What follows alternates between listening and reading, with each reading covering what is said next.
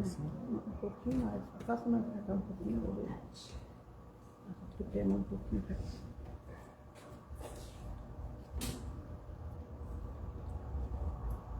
Fala que não pode pegar naqueles mundos lá. Mas tá bom. Do jeito que você fala, fazendo pra pouco.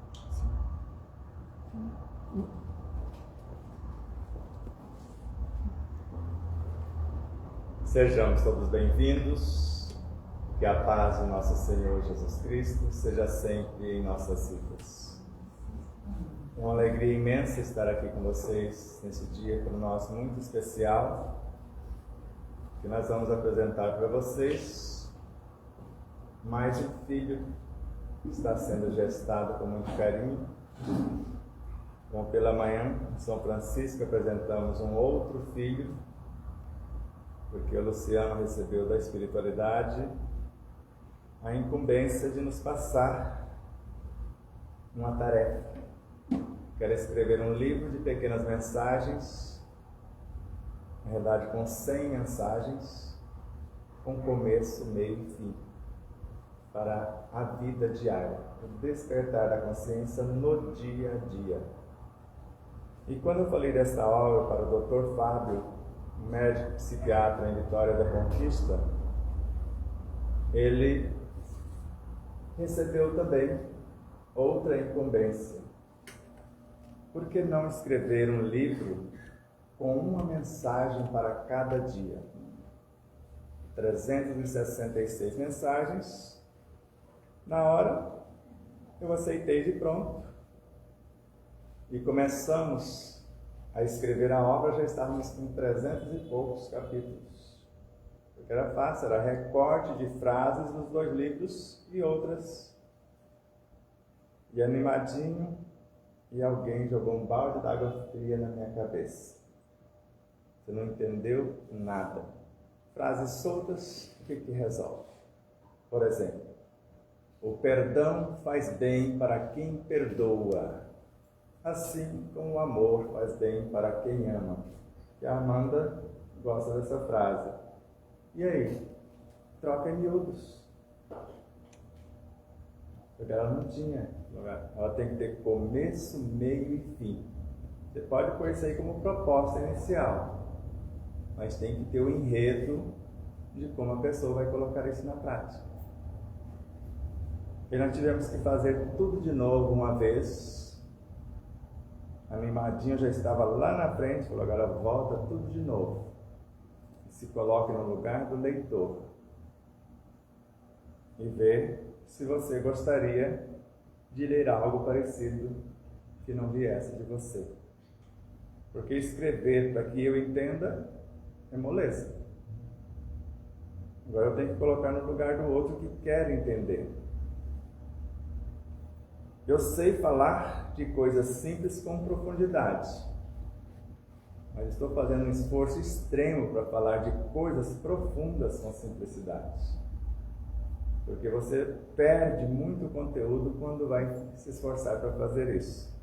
Então a gente está baixando o tom o suficiente para não desconfigurar a mensagem, para não falar gíria, para não ficar muito coloquial. A linguagem tem que ser no mínimo culta, porque ela tem que acrescentar um tanto de enriquecimento para quem lê. E nós vamos fazer o teste com a Amanda, para ver se ela vai ler e entender, porque ela vai ler e explicar até mais ou menos meia-noite o que ela entendeu. E depois o Júnior vai ler a segunda mensagem e a Ivanaide a terceira mensagem. Nós não temos obrigação de explicar as 3. Nós vamos no tempo, a hora que der o tempo da palestra, a gente para. Mas com certeza o tempo vai sobrar. E as mensagens são pequenas. Não sei se vocês conseguem ver de longe. É apenas essa pequena página. E tem pessoas que têm preguiça de ler. E eu era uma dessas. Uma mensagem desse tamanho já tinha dormido em cima do livro. E dormido de babaca. E eu dormia. Após a terceira linha, eu já estava empacotado. Aí eu comecei a ler de pé, andando, jogando água no rosto, respirando fundo. Hoje já dá para ler horas a fio, porque às vezes eu começo a ler e escrever de manhã, quando eu lembro de almoçar já é 4, 5 horas da tarde. Porque a leitura, quando é nobre, ela alimenta quem está lendo. A ponto de Joana de Ângeles dizer-nos: as boas leituras enriquecem a mente, acalma o coração e estimula o progresso. O livro chama O Despertar da Consciência, Mantras de Vida Plena e Bem-Estar. Se a pessoa quer vida plena, ela vai ter vida plena e, como consequência, o bem-estar. Mas, de repente, ela só quer o bem-estar físico, psíquico, emocional. Ela foca no que ela precisa. Tudo bem? É como se eu dissesse: quer a cura física? Conserte o emocional que sara o físico. Quer a cura mental? Conserte o moral que sara a mente. Quer a cura moral? Enriqueça-se espiritualmente de virtudes que saram o moral também. Então vamos ouvir a Amanda. É brincadeirinha, Amanda. Você vai ler, se sentir vontade, você vai explicar o que entendeu. Bom, primeiramente, boa noite e gratidão pela presença de todos.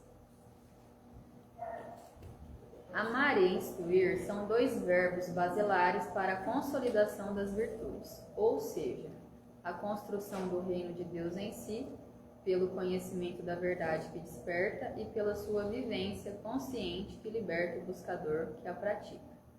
O amor se faz a condição primordial, o mandamento maior para a vivência da plenitude crística, a fim de que a instrução vivenciada em espírito verdadeiro de alma e coração seja a luz libertadora da consciência em ascensão progressiva. Em suma, do amor emerge a vida multiforme e de sua transmutação edifica-se a consciência síntese. Agora eu vou passar para o nosso amigo Júnior. Ou melhor, para o Sebastião. Tudo bem. Essa é a lista. Entenderam tudo que ela leu? Ela falou que estava muito nervosa, mas não ficou tão nervosa assim, né? Agora nós vamos bem na câmera lenta. O amor é substantivo. E o amar é verbo. O amor é a potência mais fantástica que existe no universo. Ou a força mais potente do universo. E amar é a sua aplicação. Na aplicação, o amor gera vida, ilumina, organiza, promove, mantém, etc. E a instrução, porque saber o que é o amor é simples. E amar. Porque nós costumamos pensar que amar o outro é fazer pelo outro o que lhe cabe. E amar não é isso. Amar é criar as condições para que o outro faça o que lhe cabe para libertar-se da situação. Quando eu faço pelo outro o que ele deve fazer, eu estou mantendo ele na dependência. Isso não chama amor. É qualquer coisa, menos amor. E nós costumamos dizer que caridade é dar alguma coisa. E caridade nunca foi isso. Caridade é um processo de autoiluminação. Ajudar o outro, nós chamamos de beneficência. E mesmo sendo beneficência, porque nós estamos numa instituição beneficente, a beneficência verdadeira é aquela que prepara o nu para que ele adquira a própria roupa. O faminto, o seu próprio pão. O sedento, a sua própria água. E o enfermo a curar a si mesmo. Parece forte, não parece? Isso está na obra Gotas de Paz, do Espírito Carlos, da equipe de Miramês, por João Nunes Maia. E o que nós chamamos de caridade, como um processo de autoiluminação, você se liberta do sofrimento pela vivência do amor que você conheceu como potência para te tirar da situação. Porque para Joana de Ângeles, antes do amor não existia criação. Do amor nasce a vida, e da vida emerge a consciência que somos nós. Então, amar e instruir. Porque amor sem instrução, você pode, às vezes, sofrer porque cria expectativa. Porque quem ama, ama. Não espera amor. Se o amor faz bem para quem ama, se o outro me amar, melhor para ele. Ou para ela, seja quem for. Então, o amor vai plenificar o ser que ama. Ao ponto de Joana de Ângeles, na obra Garimpos de Amor, dizer-nos que quem ama, a cura acontece naturalmente. Mas quem ama sem esperar amor. Porque o amor vai planificar o ser que está amando, ou seja, criando situações ou condições. Ele não vai negar o copo d'água fria para quem está sedento, só que vai mostrar onde está o bebedouro, onde está a fonte, para que ele não fique na dependência. Porque eu posso não estar ali quando ele buscar a água pela segunda vez. Ele não vai negar o prato de comida se a pessoa está a um passo de morrer de fome. Mas após saciar a fome, porque ninguém vai me ouvir, pelo menos nunca consegui me ouvir com o estômago vazio, nem com sede. E às vezes nem nu, porque vai ficar envergonhado.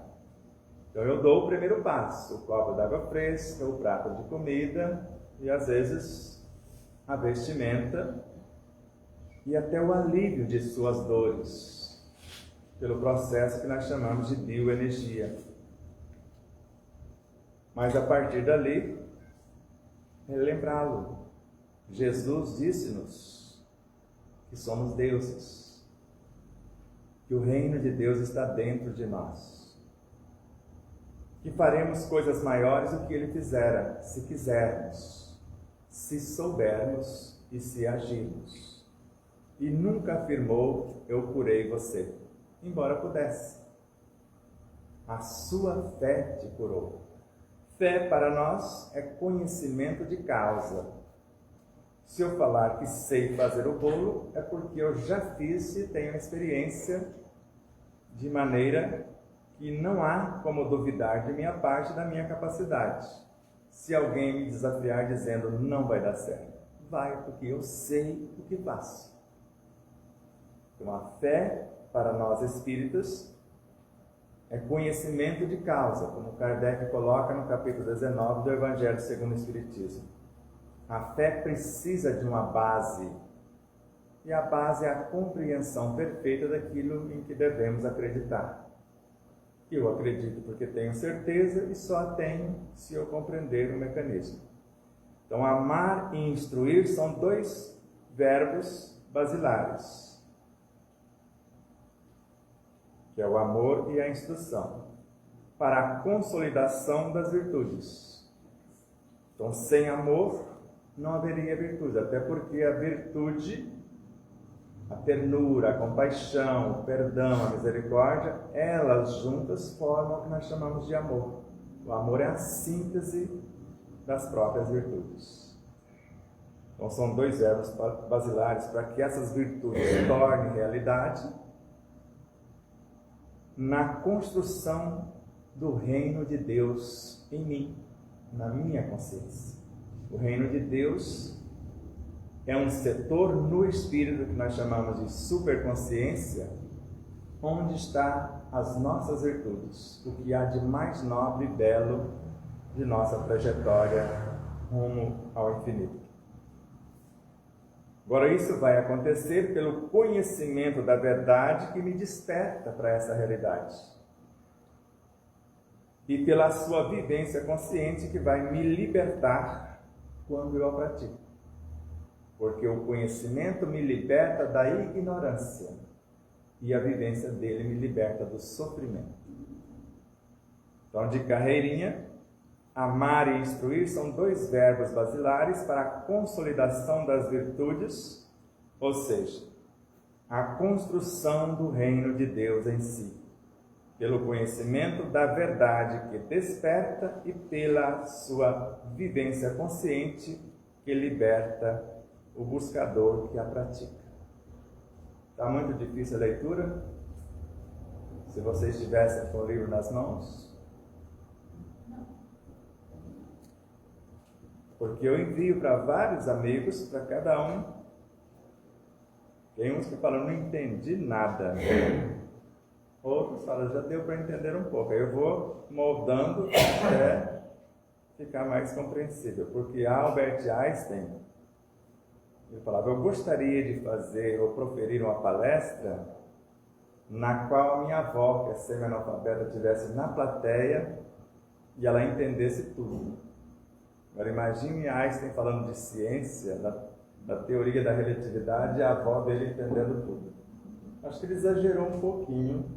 Eu não tenho essa pretensão nessa altura, mas eu preciso saber se vocês estão entendendo a mensagem. Por isso, vocês têm o direito de fazer perguntas quando quiser. O Júnior leva até vocês o microfone para a gente registrar a pergunta. Tudo bem até aqui? O amor se faz a condição primordial, ou seja, sem ele não existe nada. Se para Joana de Ângeles, antes do amor não existia a criação, então tudo que existe nasceu do amor e nasceu com um único objetivo, para amar. Então o amor se faz a condição primordial, mandamento maior para a vivência da plenitude crística. Imitar os ensinos do Cristo. E vocês sabem que ninguém chega à cristificação sem passar pela crucificação.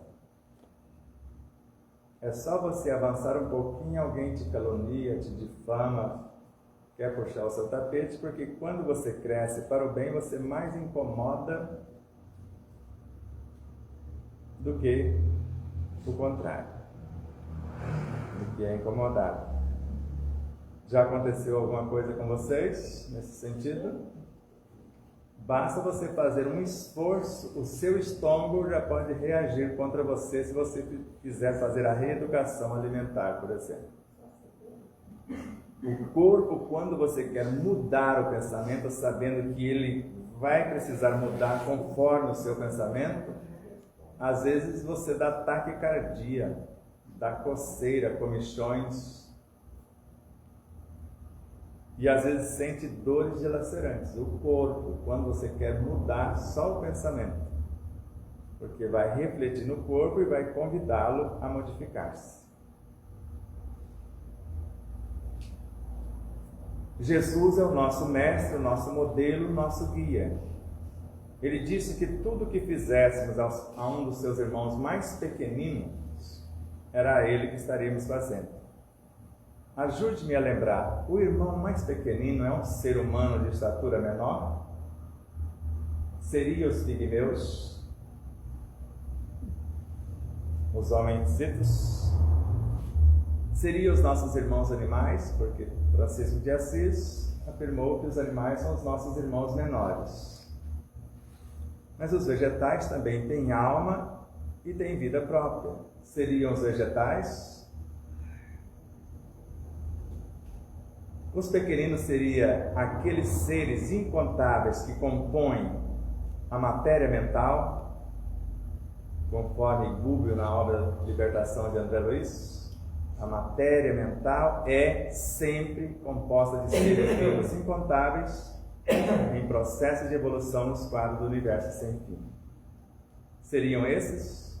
E quando penso, estou promovendo-os ou estou desequilibrando-os? Porque o câncer começa aí. É com esta energia mental que nós vamos formar os pensamentos E com esses pensamentos que vamos criar o energismo que vai culminar nos elétrons e nos fótons que compõem o nosso corpo. Basicamente, o nosso corpo é luz, segundo o Dr. Nasser, que é uma sumidade no meio médico científico hoje no Brasil e no mundo. Então, se o nosso corpo é feito de luz, o ideal seria viver de luz. Você já consegue, Júnior? Tem um indiano que conseguiu. Dos 11 aos 92, não tomou nada de ninguém. Só respirou e absorveu a luz do sol. Não bebia água, não comia nada, não fazia xixi, não defecava, não suava. A sua pele tinha cheiro de rosas. Ficava até 15 dias trancado num ambiente, num quarto do hospital, com um banheiro lacrado, já que ele não suava, não defecava, não tinha. Se não sua, não tem necessidade de tomar banho. Se a sua pele cheira rosas, se não faz xixi, não precisa banheiro.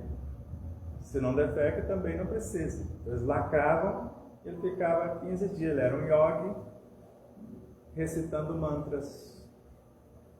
Então, nem só de pão vive o homem. Será que nós vamos chegar lá? Viver de luz e de ar? O ar já nutre o corpo em mais de 70% do que ele necessita. E ele traz nas suas entranhas a essência da luz. E segundo os doutores em biologia, tudo que o reino vegetal faz é transformar a luz em alguma coisa. Você comeu cenoura no almoço, Amanda? Você estaria comendo luz coagulada. Porque basicamente tudo que existe na matéria, exatamente tudo que existe, para ser mais exato, a matéria é energia ou luz coagulada. E a luz ou energia é matéria dissociada. Então o amor se faz a condição primordial, sem ele não teria como, e ao mesmo tempo é o maior mandamento para que alcancemos a plenitude crística, que seria pensar semelhante ao que Jesus pensou. Sentir como ele sentiu, falar como ele falou e viver como ele viveu, guardado as devidas proporções. Nós vamos fazer o extremo ao nosso alcance para imitar esse mestre, modelo e guia. E qual o objetivo? A fim de que a instrução vivenciada, porque se eu me informo, me instruo em certa situação, se não houver vivência da teoria que eu assimilei, não tem muito sentido na nossa vida de forma prática. Então, a fim de que a instrução vivenciada em espírito verdadeiro, que significa de alma e coração, ou inteiro na ação, seja essa vivência nesses moldes a luz libertadora da consciência que está em ascensão progressiva. O que é matéria hoje, no sentido reino mineral, tudo que existe no reino mineral amanhã será vegetal, ou fará parte integrante das formas vegetais. E tudo que hoje está animando as formas vegetais e sendo, amanhã estarão animando formas ou compondo formas animais. Mais além, pré-humanos, e depois chegarão ao reino humano. Então a batatinha que nós estamos comendo hoje será parte da nossa consciência amanhã. Fica muito estranho isso? Isso é Pietro Baldi na obra A Grande Síntese. Se tudo cresce e evolui, porque se a matéria não evoluísse, qual a chance que ela tem de não ser escrava? Porque nós usaríamos, abusaríamos, e ela não teria chance nenhuma de evoluir. E nós acreditamos no Espiritismo, conforme está sintetizado na questão 540 do Livro dos Espíritos, que tudo cresce, tudo evolui, desde o átomo primitivo e a origem do átomo físico, até o arcanjo que começou por ser um desses átomos. Então nós vamos reunindo em número e expertise. Imagine quantos elementos se unem para a confecção de um átomo. Quantos átomos se unem para estruturar uma molécula do corpo humano, por exemplo, de uma das células. E quantas células se unem para formar um tecido, quantos tecidos para estruturação de um órgão, os órgãos na edificação dos sistemas e assim por diante. A célula sanguínea, que é a mais simples do nosso corpo, que ela nem núcleo possui, ela tem em média 2 bilhões e 800 milhões de moléculas. E cada uma dessas moléculas é uma média de 100 mil átomos. Vocês já imaginaram o tamanho disso? E cada átomo é um aglomerado daqueles seres incontáveis da matéria mental que eu falei para vocês. A ponto de Miramês dizer, um pensamento é uma molécula secundária, que é algo material já. Só que ele é feito de bilhões de moléculas primárias, que seria a união dos átomos primitivos ou o espírito na origem, se unindo para formar o que nós chamamos de fluidos e depois transformar-se na matéria mental. Quando falamos em suma, resumindo tudo o que foi dito, ou dizendo outra vez com outras palavras, não é isso, Júnior? Do amor emerge a vida de múltiplas formas. Quando a gente fala multiforme, é uma palavra que eu aprendi com Joana de Ângeles, quer dizer, de formas incontáveis, e de sua transmutação, da transmutação da vida, edifica-se a consciência síntese, a consciência que sintetiza todas as nossas experiências.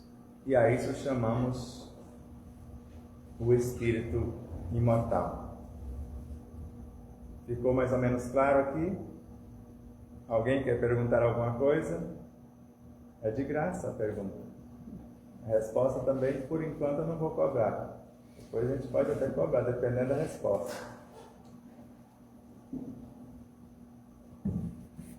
Então o Júnior vai nos dar a honra. E cada leitura desse livro, nós lemos o capítulo 3, e nós vamos saltar do 3 para o 230. Porque é uma obra que vocês vão abrir ao acaso, a lição tem que ter começo, meio e fim. E se vocês lerem de carreirinha, ela tem um enredo que vai começando de algo mais simples, vai expandindo as possibilidades para a compreensão da pauta. Vamos lá? Boa noite. Capítulo 230. Ser perfeito e feliz é uma condição da qual ninguém ficará à margem. Além disso, a vida proporciona e sempre proporcionará as oportunidades e as respectivas possibilidades para atingir tais objetivos. Entretanto, a sua concretização depende dos conhecimentos compatíveis ao projeto e das virtudes aplicadas justa e conscientemente. Nada é e jamais será impossível àquele que lucidamente crê e incondicionalmente ama. Sempre vence, se tem firme a vontade no propósito iluminativo que intimamente anseia. Vontade firme é aquela que se faz disciplinada no exercício do dever, que se refletirá na prática da fé, que incita a ação resiliente e proativa das virtudes essenciais à edificação e ao constante aprimoramento do empreendimento arquitetado.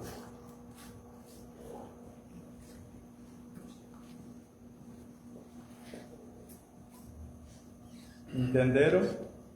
Ficou clara a leitura? Acho que até meu sobrinho com 2 aninhos entendeu. Porque ele pegou o livro Despertar da Consciência do Átomo ao Anjo no lançamento, ele tinha 2 aninhos. Os pais compraram o livro, ele abraçou e falou: esse é meu, se vocês quiserem eles compram um para vocês. E começou a falar o que tinha dentro do livro. Chico tinha essa habilidade também. Ele não abria o livro, ele punha a mão em cima e falava o que estava escrito dentro do livro. E no nosso segundo livro mostramos esse mecanismo de como fazer isso. Você acessa a aura do livro, que é o que eu faço, porque ler mais de 4.000 livros para escrever 2 não teria, humanamente, Seria possível no tempo que foi feito, mas a maioria nós fazemos nesses moldes. A gente sai do corpo, acessa o livro original, interage com ele e traz para o físico as informações. Então, ser perfeito e feliz é uma condição da lei cósmica, da qual ninguém ficará à margem, ou seja, todos nós seremos. Para Joana de Ângeles, a fatalidade da lei divina é esta perfeição do Espírito. Alcançá-la é a proposta da vida, que vai nos ofertar todos os meios. Agora, como conseguir é a opção de cada qual. Se eu vou andar a 10 por hora, se eu vou andar a 20 ou a 120. O jeito que eu vou definir se eu vou ser proativo ou vou ser resiliente. Porque há tanto tempo eu vejo falar de resiliência, depois eu vi com Joana de Ângeles proatividade. E resiliente já é um vicioso, assim como se eu imaginar Mahatma Gandhi, quando o repórter foi entrevistá-lo, é verdade que o Senhor não perdoa? Já foi meio agressivo. Perdoar o que se ninguém me ofende? Aí desmontou o carro. Inclusive ele já estava perdoado porque estava sendo agressivo. Chico Xavier afirmara: eu lhe perdoo mesmo antes de me ofender. Chico.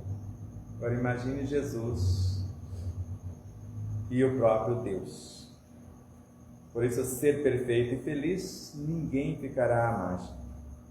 Então a vida vai nos ofertar todos os meios para essa aquisição e depende de nós acelerar o nosso progresso. O progresso, em linhas gerais, não depende do homem. Agora, o homem pode acelerar o progresso, como fizera Einstein, Isaac Newton e tantos outros baluartes no meio filosófico, científico e religioso também, como Martin Luther King, Mahatma Gandhi citado e etc. Então, além disso, dessa fatalidade que ninguém ficará à margem, a vida vai proporcionar e sempre proporcionará todas as oportunidades e as possibilidades para atingirmos tais objetivos. Eu até gostaria que o Júnior fizesse uma leitura que não estava no script, que foi feito um download, quase que num relance, da minha consciência e também de outras consciências que completaram a leitura,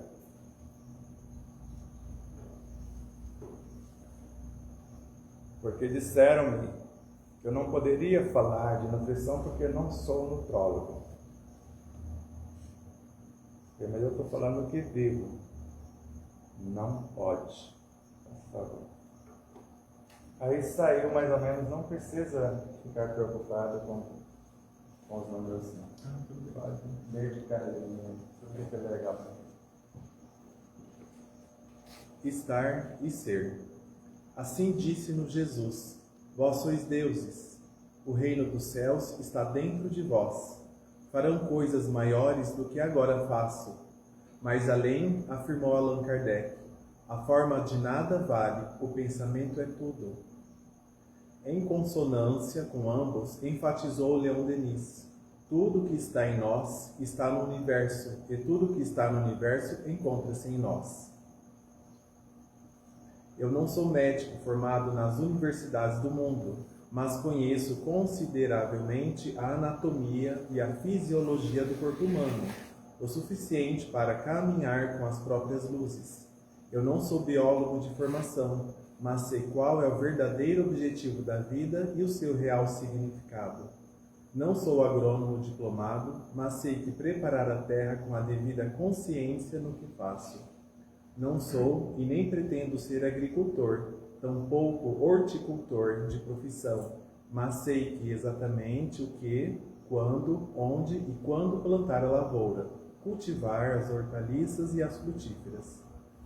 Assim como temos a experiência do momento certo para a colheita, a expertise do armazenamento adequado, a arte da confecção e a combinação dos alimentos, embora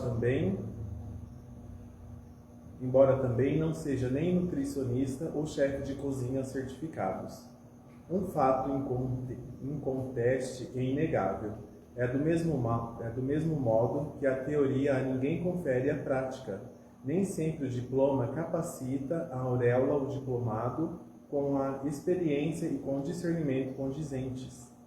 Atualmente, eu estou orador e escritor espiritualista, mas já estive médico, biólogo, agrônomo, agricultor, horticultor, nutricionista, chefe de cozinha e outros tantos, pois, como espírito imortal, tenho quase a idade do universo e, por minha vez, sou um universo em miniatura. Assim é e assim será sempre, pois tal é a lei. Sebastião Camargo.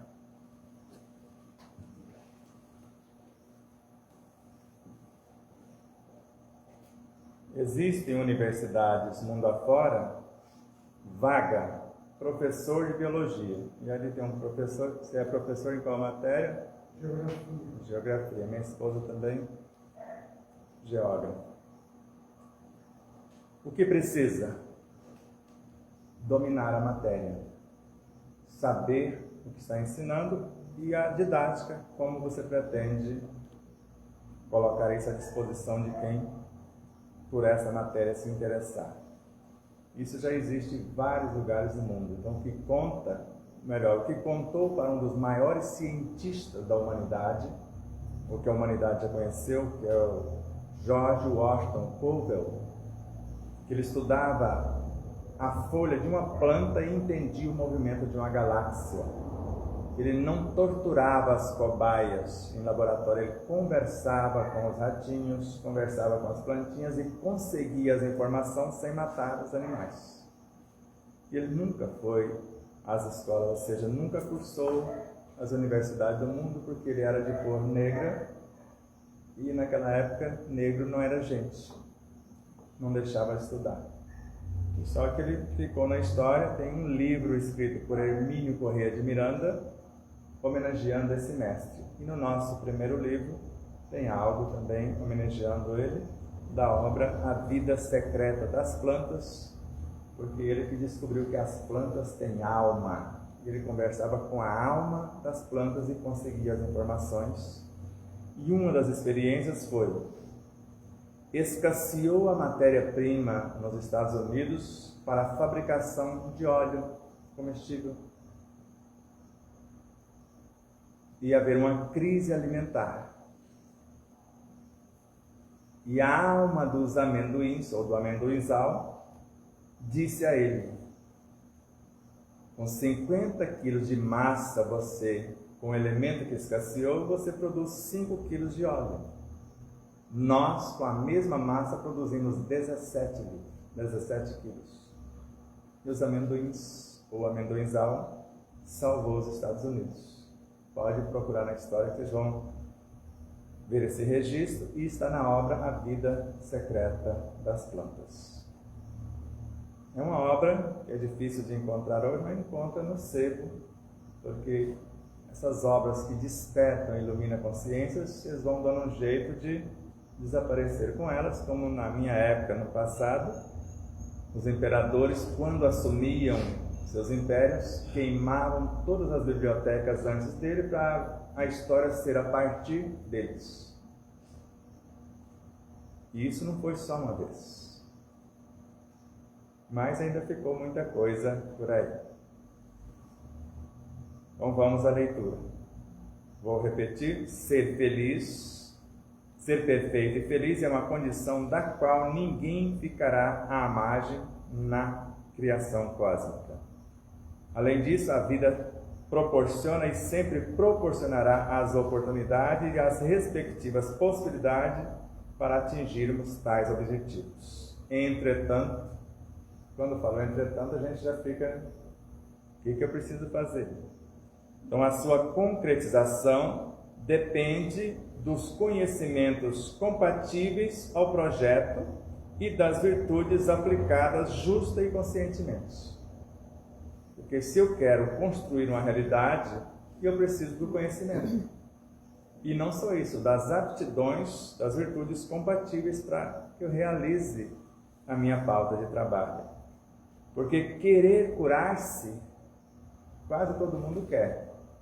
Agora, fazer a sua parte no processo de cura, quase ninguém aceita a proposta.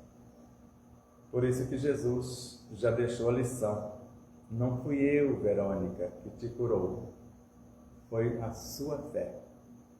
Tem até agora no The Chosen, lembra? Alguém já assistiu lá a passagem da Samaritana no poço de Jacó e de Verônica? Eu choro todas as vezes. Não sei se eu já fui uma Samaritana ou uma Verônica, mas todos nós passamos por todos os meios, só sei que essas duas cenas me marcam profundamente. E a Samaritana no poço de Jacó representa eu, vocês, o que está encarnado. Jesus é o Espírito, a nossa consciência. O poço é o coração de quem está encarnado. Ela foi buscar algo do seu coração, das suas virtudes, para saciar a sua sede de saber. E ele falou que ele tinha uma água que, se ela tomasse, nunca mais teria sede. Que é a água do conhecimento das virtudes eternas. Então, entretanto, essa concretização vai depender dos nossos conhecimentos, que vai estar compatíveis com o projeto que pretendemos e as virtudes que eu preciso exercitar para curar-se do gastrite ou da... Tem como fazer isso sem aprender a digerir as situações que a vida nos coloca? Porque gastrite é quando eu não consigo digerir uma ofensa, às vezes uma calúnia, e eu começo a remoer, o meu estômago trabalha o tempo todo fazendo movimentos, e ele começa a se machucar por eu ficar reclamando, remoendo e etc. E se a coisa vai agravando além do gastrite, pode acontecer o refluxo. Além de eu não conseguir digerir, quero me livrar e regurgito. E se a coisa for um pouco mais grave, porque agora eu vou ter como presente a queimação, porque o suco gástrico é mais potente do que a soda cáustica, que quando regurgitamos ele queima todo o esôfago, aí tudo que a gente vai comer, a gente fala que está com queimação. E um pouco mais a úlcera.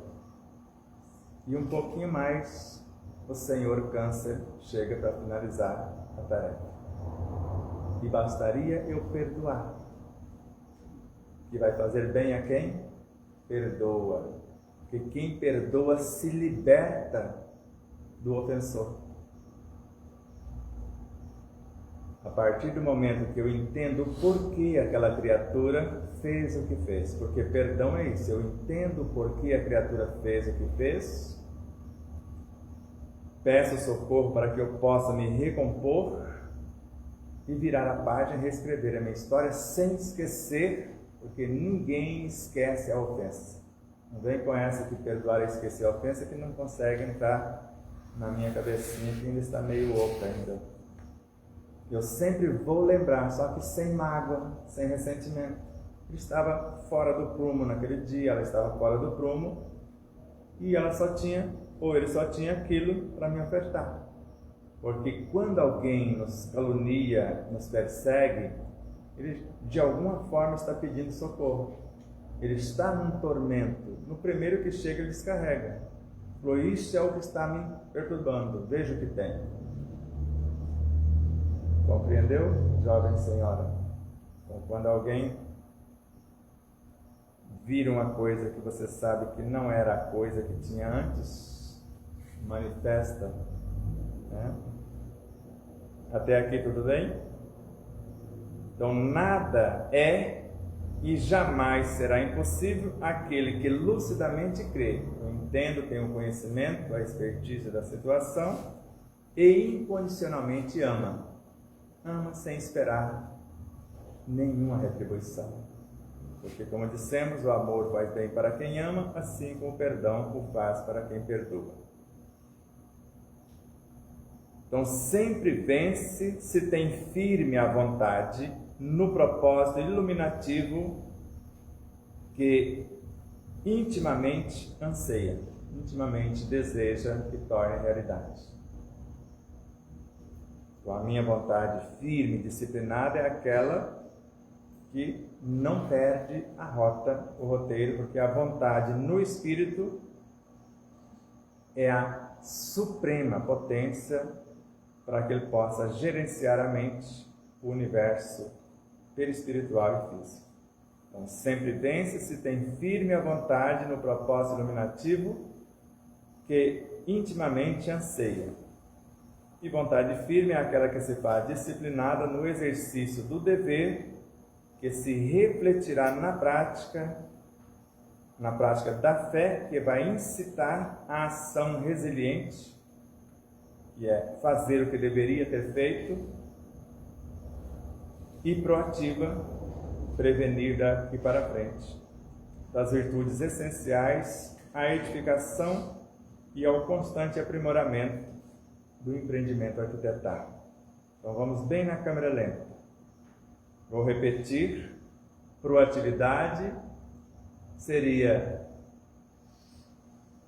o Sr. José Venâncio, Dona Cidinha Ávila, na hora do Evangelho no Lar, receber a informação que poderia vir uma chuva de granizo na direção de Palmeira do Oeste.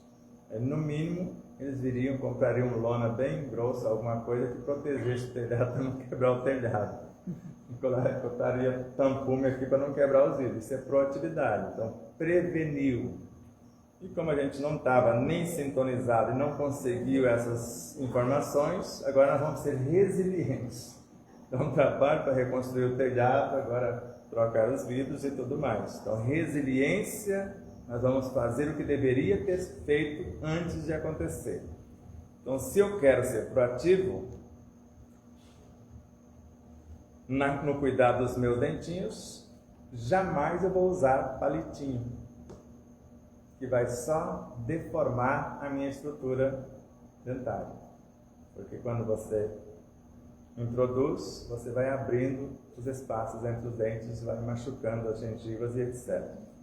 Vou colocar o fio dental, que vai ser introduzido até dentro da gengiva, e vou puxar para arrastar as bactérias, o resto de comida que ficou lá, e depois uma bela escovação, e eu que não sou tolo, com pasta dental sem flúor, porque eu não quero a minha glândula pineal cristalizada pelo flúor, ou melhor, encapsulada por ele, e não quero a minha tireoide desequilibrada por conta do flúor, porque a minha tireoide, por conta do senhor flúor, foi a 44, e o correto é de 1 a 5,76.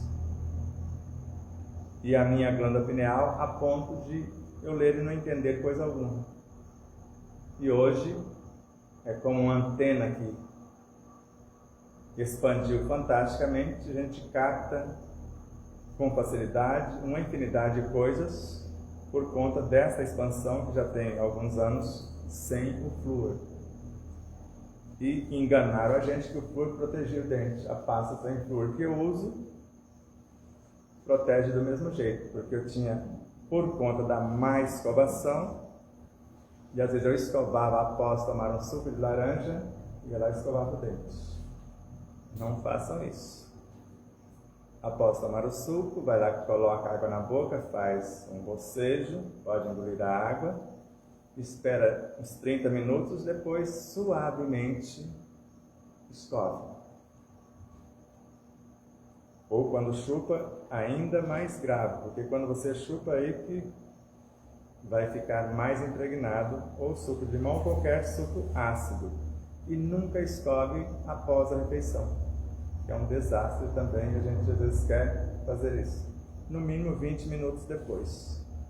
O que eu faço após, coloco a água, faço um bocejo, um pouquinho de água, para não prejudicar a digestão, para limpar o excesso.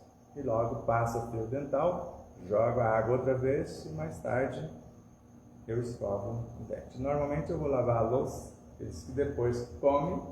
É obrigatório ficar 20 minutos sem cochilar. E quando a gente fica de bobeira, a gente começa a querer cochilar, né? Ficar em pé, ativo. E eu faço isso meditando, lavando a louça. Até aqui ficou bem? Então, vontade firme é aquela que se faz disciplinar. Eu vou disciplinar a minha vontade para que ela me conduza para onde eu preciso, exercitando o dever. E o dever, na prática, é o exercício de todas as virtudes. Então, dever, conforme o Evangelho segundo o Espiritismo, é a lei da vida. Ele reflete na prática, ou vivenciá-lo na prática, é exercitar a compaixão, a paciência, a ternura, a piedade, todas as virtudes. E ser resiliente é se capacitar para resolver o que deveria ter sido, e ser proativo é antever a situação e prevenir, fazer a profilaxia para que não haja o tormento que pode ser evitado. E isso todos os dias, aprimorando o que você pretende construir e, ao mesmo tempo, criando novas possibilidades. Ficou mais ou menos claro? E agora a Ivanaide vai ler, e por conta do tempo ela só lê, e a gente rapidamente fecha para não tomar o tempo de vocês.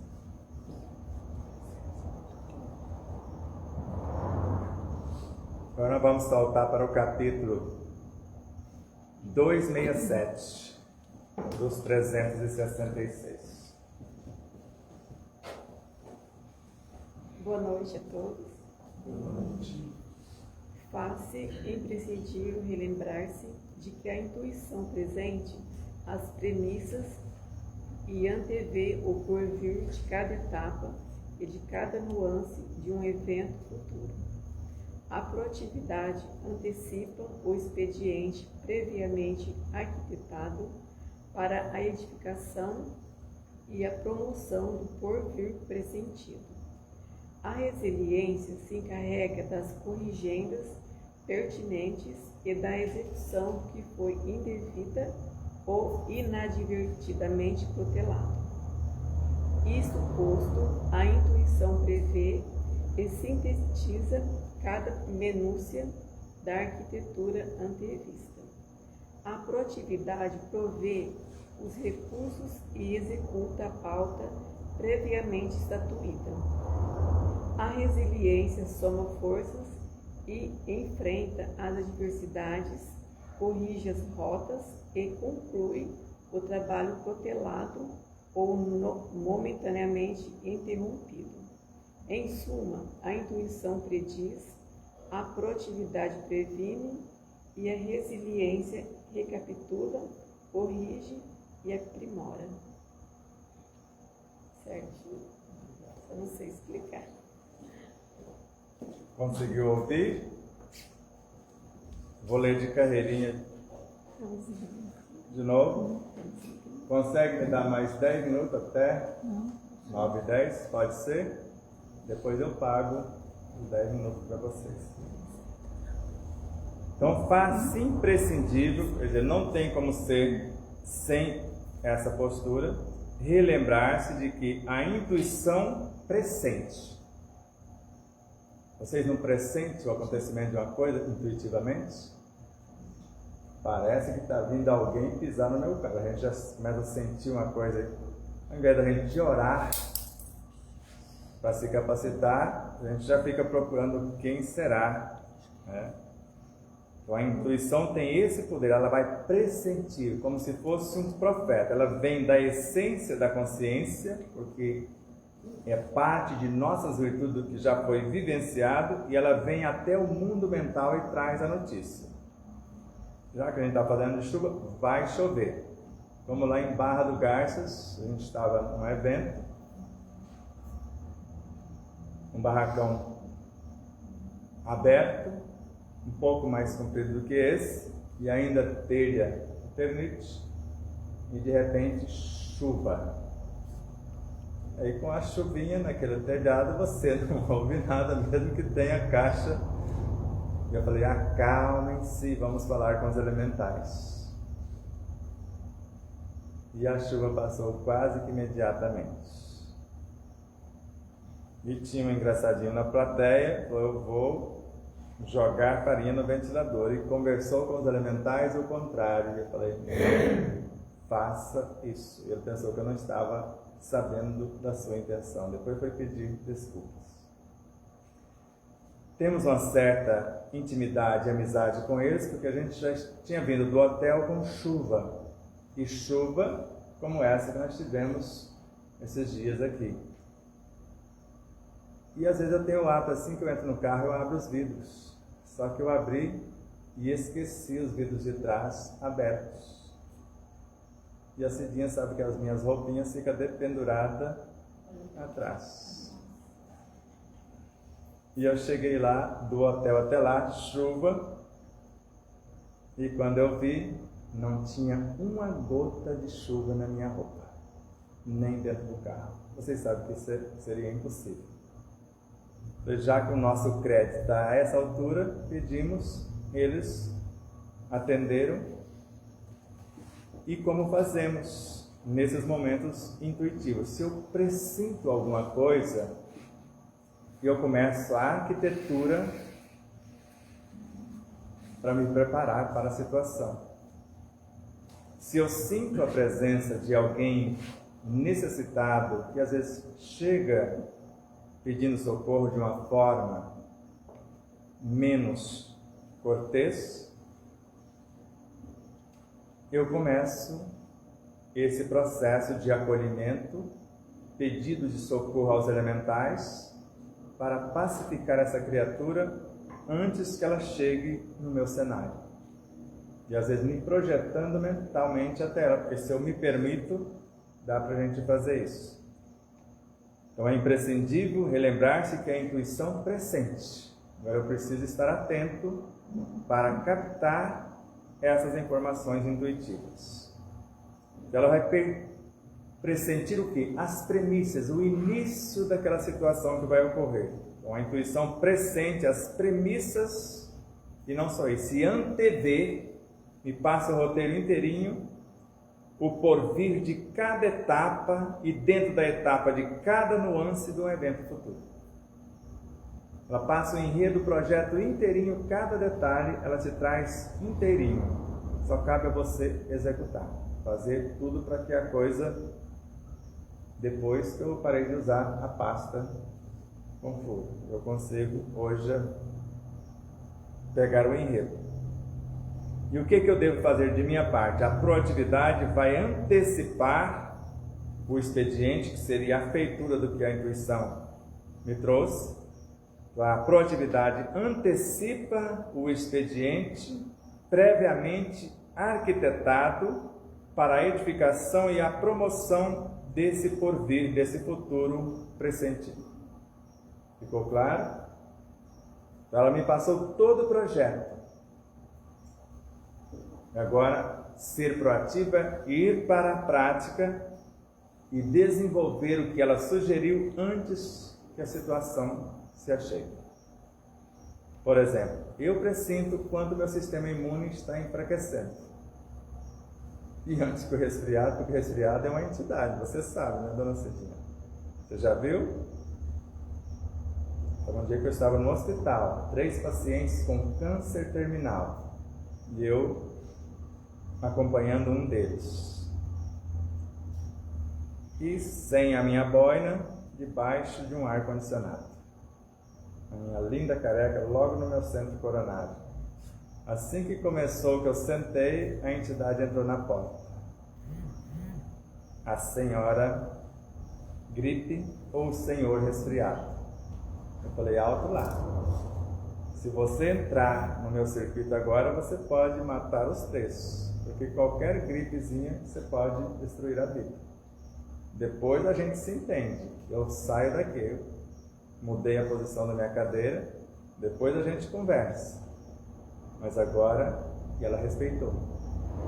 Só que aí eu fortaleci o meu sistema imune, a minha defesa, e quando ela voltou, o meu batalhão já estava bem guarnecido. A gente conversou longamente. E agora, quando ela está a quilômetros, se eu vacilei em alguma coisa, eu já capacito o meu povo para criar a resistência e não permitir que ela assuma o comando.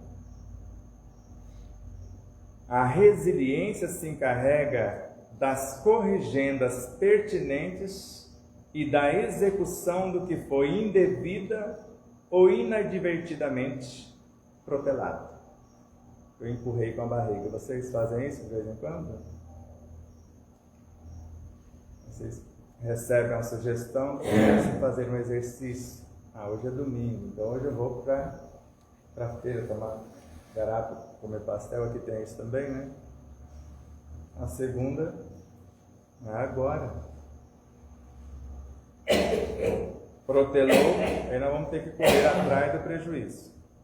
Isso posto, quer dizer, tudo que nós falamos até agora, baseado nisso, a gente prossegue. A intuição prevê o fato, previu, e ao mesmo tempo sintetiza cada minúcia da arquitetura antevista. Se você quiser repaginar, ela volta de novo e vai te passando. Uma vez que você captou a informação, ela não vai mais embora, ela te orienta até o final da etapa. Aí ela vai te ajudando em cada minúcia da situação. A proatividade provê, porque sou eu que vou buscar os recursos para consertar as janelas, para corrigir o telhado, etc. Então, a proatividade provê os recursos e executa a pauta previamente estatuída pela intuição, que foi proposta. A resiliência vai somar forças. E às vezes umas forças indisciplinadas, né, dona Silvana? Mais complica do que conserta. Então a resiliência soma forças e enfrenta as adversidades, porque se eu quiser que tenha menos prejuízo, tem que consertar, às vezes debaixo de chuvas, dependendo da situação. Corrige as rotas e conclui o trabalho protelado ou momentaneamente interrompido. Ficou claro? Em suma, quando eu falo em suma, falo tudo que eu falei até agora em poucas palavras. A intuição prediz. Ela fez um panorama e falou, pode acontecer isso se você não fizer aquilo. A proatividade previne, faz antes que aconteça o desastre. E a resiliência vai recapitular onde eu vacilei. Vai corrigir para que não aconteça de novo e vai aprimorar para que fique mais esperta para o futuro. Ficou mais ou menos claro a ideia? Se você estivesse com o livro nas mãos, teriam facilidade de ler de carreirinha e depois meditar a respeito? Porque ele tem todo um enredo. Se vocês pegarem essa lição, que seria a 267, a anterior vai ser o começo da pauta e a posterior a continuação. Mas como que continuaria esse negócio? Vai praticar e vai ter o enredo, a continuação. Se você ler o livro de carreirinha, vai ter começo, meio e fim como obra completa, tanto um quanto o outro. Tudo bem? A nossa gratidão infinita a todos por mais essa oportunidade. E se for permitido, aí vocês descontam os 10 minutos em 13 de setembro. A gente faz. Em 13 de setembro, que a gente vai estar voltando do evento de Olímpia, que vai ser de 11 a 13. A gente termina lá às 14 horas e vem para cá fazer a palestra no mês espírita, a segunda palestra. E o passe coletivo, ele não é menos potente ou menos eficiente do que o individual. Porque no individual ou coletivo, cada um recebe conforme a proposta de vida, conforme a necessidade e conforme o que vocês querem fazer daqui para frente. Porque o que vai ser feito é uma reorganização psicobiofísica e ao mesmo tempo estímulos morais e espirituais para um maior equilíbrio, para uma mais perfeita harmonia em nosso universo consciencial. Por isso, sempre rogamos a Deus, o ser dos seres, a alma do universo, que nos permita ou nos agracie com as oportunidades de trabalho no bem, que normalmente chamamos de bênçãos, para que, exercitando o bem a benefício de todos, possamos nós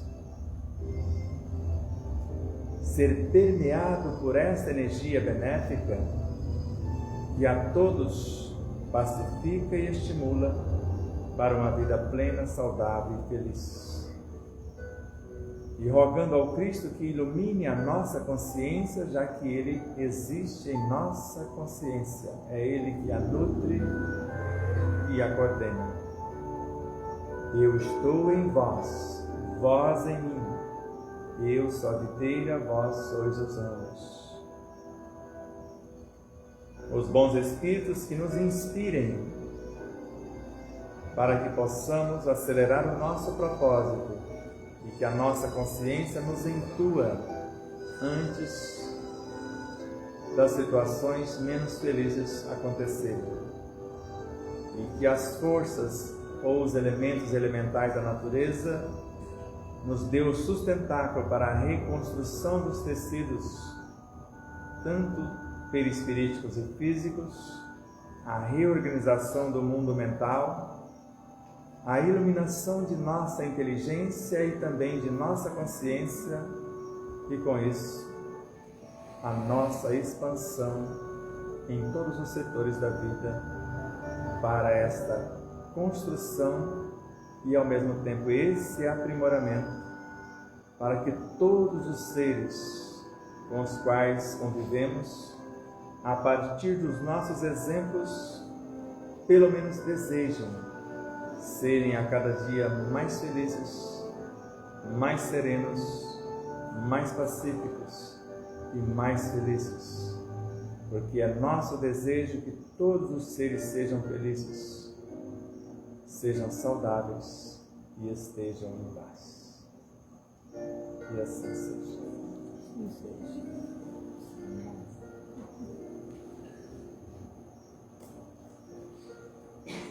Todos estão bem?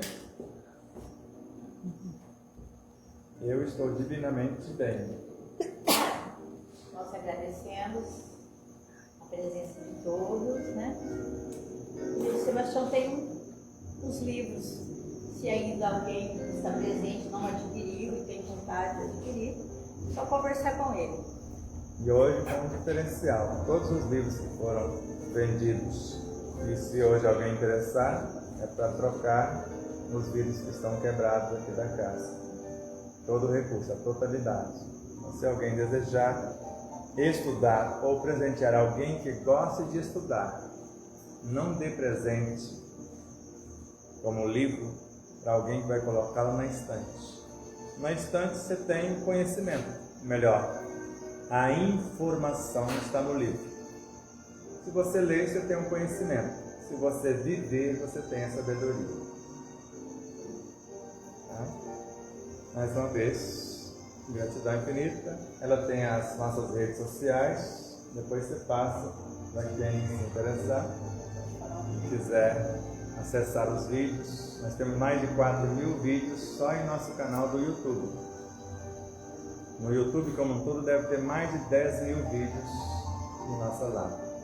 E tem outras redes sociais que vocês podem nos encontrar para estudarmos juntos. Namastê.